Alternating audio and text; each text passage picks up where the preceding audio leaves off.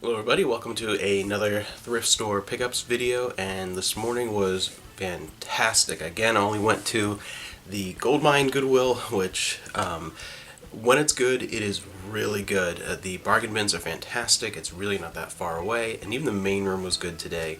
Just a brilliant morning, lots of great stuff, very, very exciting. And there was so much more there, like if I was someone else, collecting for different reasons or buying for different reasons, I would have left with even more carts full of stuff. And today I actually had to switch to a cart because normally I don't find more than what fits in my big reusable bag plus my other hand maybe or something. But I had to switch to a cart. Lots of great stuff. First thing I noticed when I walked in, a ridiculous number of VHS tapes. I mean, if you were, as this is what I was mentioning before about someone else, if you're someone who is going for that old Blockbuster or like just general like rental video store type style to their movie room. I know a lot of people do that, even if they collect DVD, Blu-ray, 4K, whatever. A lot of people are doing the line the shelves with the VHS tapes, and just gives it a cool look and a fun nostalgic feeling. And of course, VHS tapes are cheap, and most are still watchable. I very rarely run into ones that are in bad condition. So if you're one of those people, this would have been your day. There were hundreds of VHS tapes everywhere, most of them in decent condition. Some of them were even like bagged up in big trash bags, obviously from someone's old, collection or whatever, all in great condition and enclosed in the bag so they weren't damaged from anything. And I was searching through everything. Looking for beta tapes was one, because I found some the last couple of times. And looking for stuff, the handful of ones that we're still looking for, still a short list of those. And those ones that are really resellable, a lot of anime, cartoons, some of the late release ones, looking for like a history of violence or something. Looking through all of that, there was a few that I grabbed, and there were hundreds more. I mean, it was to the point where I was, just for fun, as I went to the first bin, I started counting every time I picked up a VHS tape, and I missed dozens, and I stopped counting at 90-something as I was going through all the different bins. Crazy amounts there.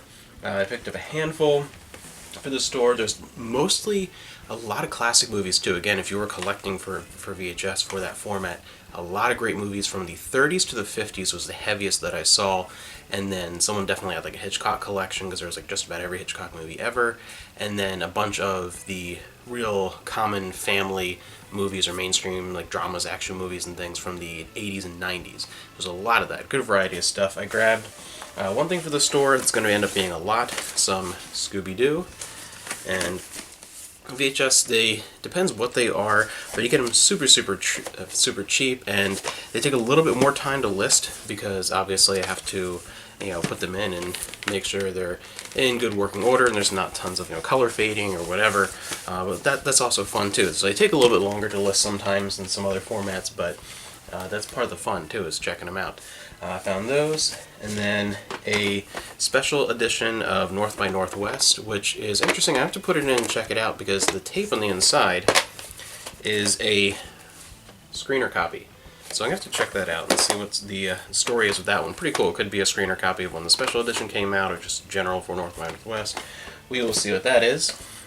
This just looked interesting, and I've never seen it before, and I actually want to check this out. I'm going to see if it's, it's a tape is worth something. It's going to go in the store immediately. If not, I'm going to check it out, see if it's worth keeping, or store, or trash, or whatever. But Hitler's Children. Brave people battle the terror of the Third Reich. I'm just going to check that out. That just, for some reason, looked interesting. We have the classic Guess Who's Coming to Dinner in pristine condition, and an old Goodwill sticker on there. It should come off pretty easily. Paid less than that, 50 cents. Again, a pristine condition, the silhouette style release of Rear Window. I have this exact same release copy of this movie on CD and Laserdisc. And then we have Jack Frost, the classic Christmas family tale. Good time of the year for something like that. And this, I had to pick up when I saw it. There are actually a couple copies of this, and some are more beat up than others, but this I picked up for a specific reason when I saw it. The Cary Grant and Deborah Kerr classic, An Affair to Remember. Great movie. This, we had this on DVD. I picked this up because I was watching it on DVD one day downstairs, and Amanda came down, and this is not something that Amanda would normally watch. Like, Cary Grant's one of my absolute favorite actors ever. This is a time period that I watched a bunch of movies from. Neither would be the case for Amanda. She's not huge on most romance films. I'm much more of the quote-unquote chick flick, viewer in the house. So not really genre she'd be into, not a time period she'd be into, not actors she's really into.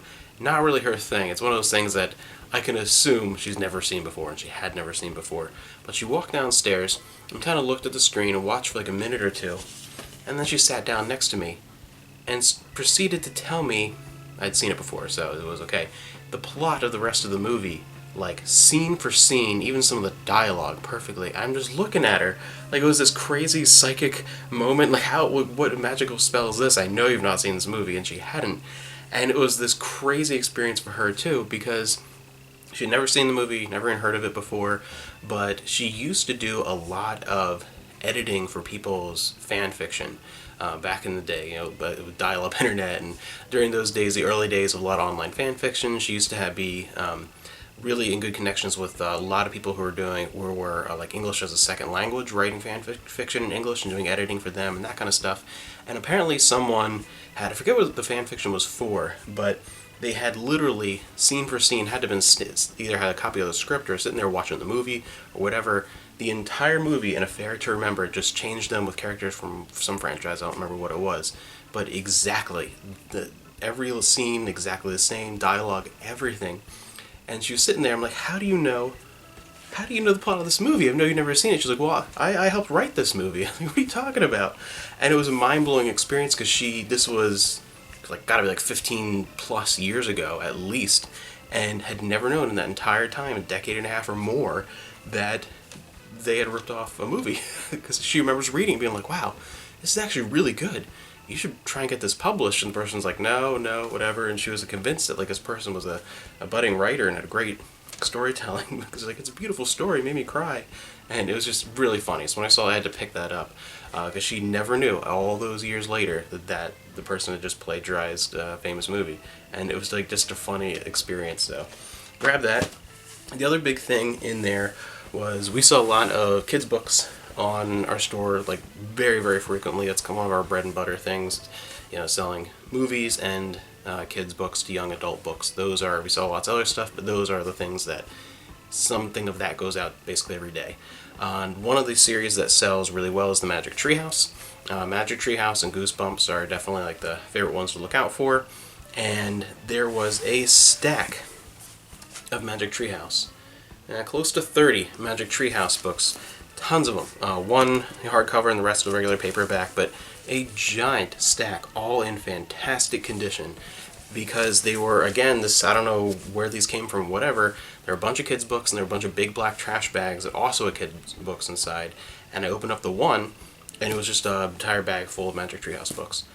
So that will end up being able to look through all these and see what other ones we already have that we haven't put up yet, and see what's going on. This is going to be either a lot or a couple of lots, or we'll see what's going on with those. Those will be up, definitely for like an auction type thing on the store. Found a few other ones, the Goosebumps movie novel tie-in, one of the Horrible Harry books, some Roald Dahl, and a couple other ones. I grabbed this because Amanda might want to read this before we see what we sell it or whatever, but The Floating Brothel. We have The Palace of Tears, Lush Life. Grabbed one hardcover today, that was it.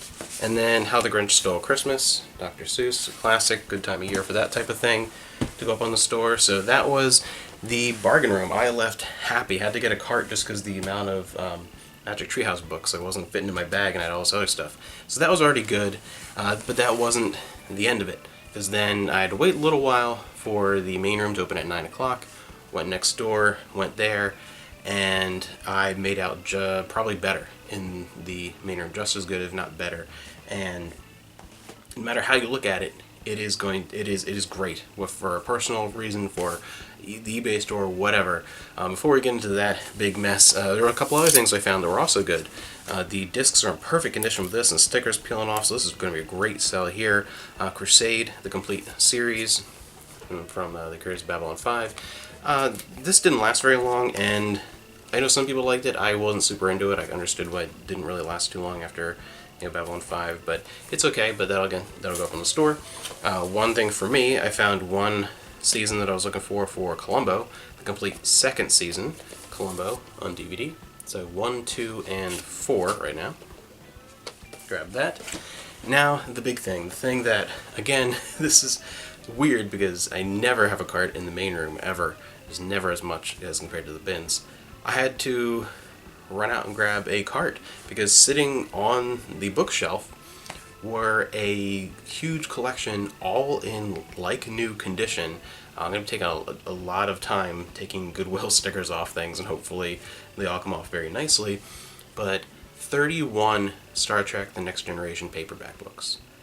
I mean, I haven't seen this many at one time in a thrift store since TNG was like on the air. I mean, just crazy.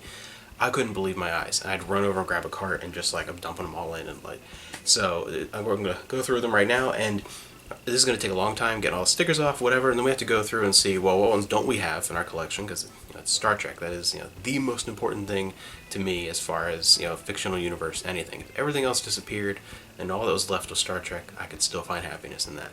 Star Trek. So to look through, see what ones we have, and what ones we don't have, and add those to our collection. Check a few and see if they might even be in better condition than the ones we have.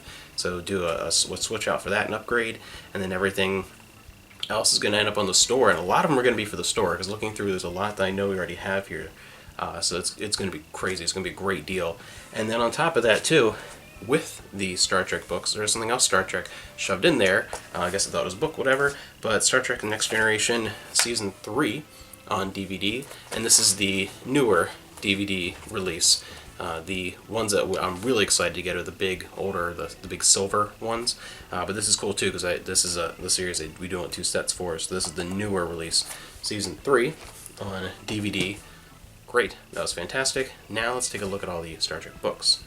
Alright, to start off we have Encounter at Farpoint, and this is a different edition, I think a later print of the novelization of the first episode of TNG. I just picked up the first printing of that, so I'll see which one I prefer overall for that. Then we have Imbalance, Reunion. I like this one. This one I actually remember listening to the book on tape, and I think we have a hardcover of that one. That's a good one here.